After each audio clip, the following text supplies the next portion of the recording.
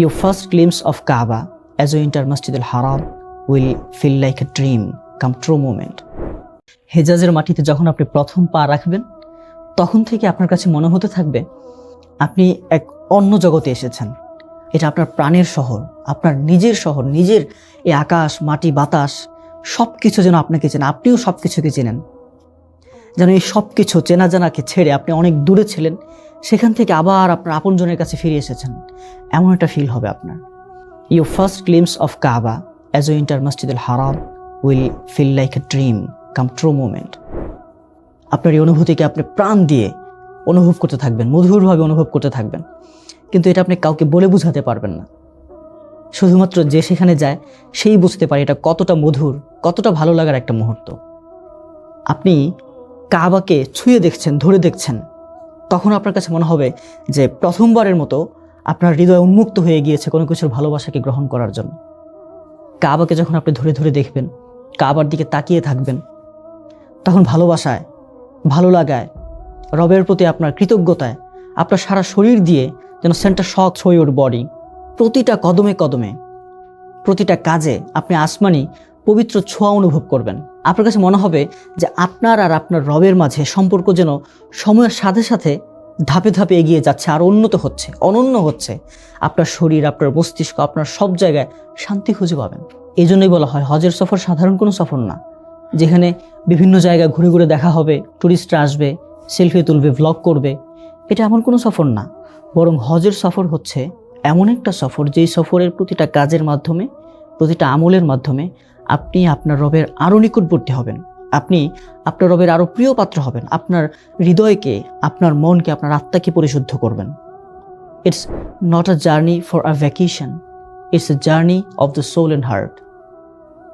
আপনি ঘর থেকে বের হচ্ছেন, বের হয়ে গাড়িতে চড়ছেন, বিমানে চড়ে ফ্লাই করছেন, তখন থেকে আপনার হজের সফর শুরু হয় এমন না, বরং হজের সফর আরও আগে থেকে শুরু হয়। হজের সফর তো মূলত শুরু হয় আমার আর আপনার হৃদয়ের মধ্য থেকে। আমাদের অন্তরে যখন আমরা নিয়ত করি যে গুনাহ ছেড়ে দেব, আল্লাহ তাআলার অবাধ্যতা করব না, আমার জীবনকে শুধুমাত্র আল্লাহ তাআলার আদেশের সামনে সমর্পণ করে দেব, তখন থেকে আমাদের এই নিয়ত করার সময় থেকে হজের সফর শুরু হয়। Thus it become a journey of the soul and heart, a journey to work hard, to get our sins forgiven, to get to Jannah. আমর ইবনে আস রাদিয়াল্লাহু তাআলা আনহু রাসূল সাল্লাল্লাহু আলাইহি ওয়াসাল্লামকে বললেন যে ইয়া রাসূলুল্লাহ, হে আল্লাহর রাসূল, আপনার হাত বাড়িয়ে দিন, আমি আপনার হাতে ইসলামের বায়াত গ্রহণ করব। রাসূল সাল্লাল্লাহু আলাইহি ওয়াসাল্লাম তার দিকে হাত বাড়িয়ে দিলেন, কিন্তু তখন আমর ইবনে আস রাদিয়াল্লাহু আনহু আবার নিজের হাত গুটিয়ে নিলেন। তখন রাসূল সাল্লাল্লাহু আলাইহি ওয়াসাল্লাম বললেন, কি ব্যাপার, তুমি হাত ফিরিয়ে নিলে কেন? তখন আমর ইবনে আস রাদিয়াল্লাহু আনহু বললেন, ইয়া রাসূলুল্লাহ, আই হ্যাভ সাম কন্ডিশন, আমার কিছু শর্ত আছে ইসলাম গ্রহণ করার ক্ষেত্রে।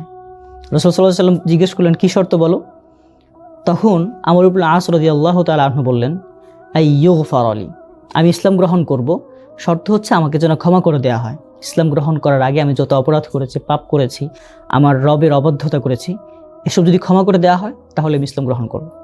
তখন রাসূল সাল্লাল্লাহু আলাইহি ওয়াসাল্লাম বললেন, আমা আলিমতা আন্নাল ইসলাম ইয়াহদিমু মা কানা ক্বাবলাহু, আরে ওমর, তুমি কি জানো না যে ইসলাম গ্রহণ যদি কেউ করে তাহলে এর পূর্বের সমস্ত গুনাহ ক্ষমা করে দেওয়া হয়।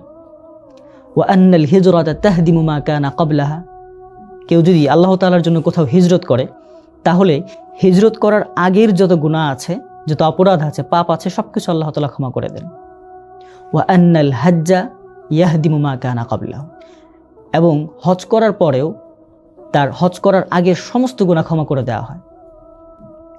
যেই হজের প্রতিদান এত বেশি, সমস্ত গুনাহ ক্ষমা করে দেয়, সমস্ত গুনাহকে মিটিয়ে দেয়, সেই হজের জন্য সামান্য কষ্ট তো সহ্য করাই যায়, তাই না?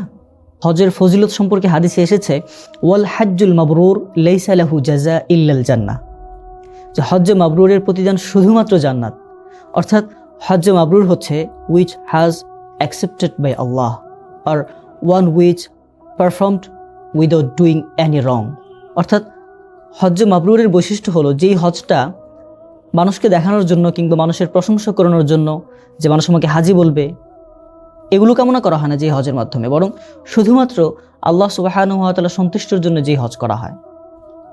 এবং যেই হজ সুন্নাহ মোতাবেক করা হয় এবং যেই হজ হালাল উপায়ে বৈধ পন্থায় উপার্জিত টাকা দিয়ে করা হয় এবং যেই হজে সকল প্রকার পাপাচার থেকে, অশ্লীলতা থেকে, ব্যভিচার থেকে বেঁচে থাকা হয়, সেই হজকে হজ্জে মাবরুর বলা হয়। হাসান বসরি রাহিমাহুল্লাহ বলেন, হজ্জে মাবরুরের নিদর্শন হলো হাজির দুনিয়া বিরাগী হয়ে এবং আখিরাত অনুরাগী হয়ে ফিরে আসা।